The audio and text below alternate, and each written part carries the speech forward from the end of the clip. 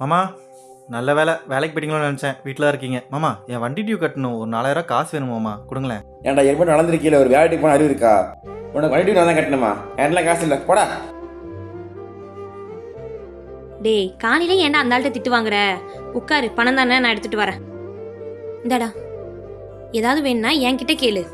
ம் சரிக்கா, நான் கிளம்புறேன். இரு, டீ வச்சுட்டு வரேன். இல்லைக்கா வேணாம். எப்படி இருந்தாலும் வெளியே போய் டீ காஃபி குடிக்க தானே போற. இரு. உன் வயசுல இருக்கிற பசங்களாம் அப்பனுக்கு சம்பாரிச்சு கொடுத்துட்டு இருக்கானுங்க. ஆனா நீ இன்னும் ஏன் சம்பாத்தியத்துல வாழ்ந்துட்டு இருக்கிற? உன்னை பெத்ததுக்கு ஒரு கள்ள பெத்திருந்தா கூட நிம்மதியா இருந்திருக்கும்டா.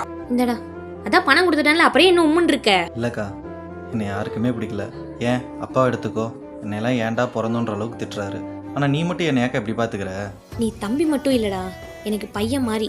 நம்ம அம்மா செத்து போனதுக்கு அப்புறம் அப்பாவும் நம்மளை விட்டு வேலைக்கு போயிடுவாரு. அப்ப இருந்தே உன்னை பார்த்து பார்த்து எதுனாலும் உனக்கு செய்யணும்னு எனக்கு ஒரு ஆசை. இது இப்ப மட்டும் இல்ல, எவ்வளவு காலம் ஆனாலும் என்னால முடிஞ்சது உனக்காக நான் பண்ணிட்டே தான் இருப்பேன். சரியா? அது இதே யோசிக்காம டீயை குடி.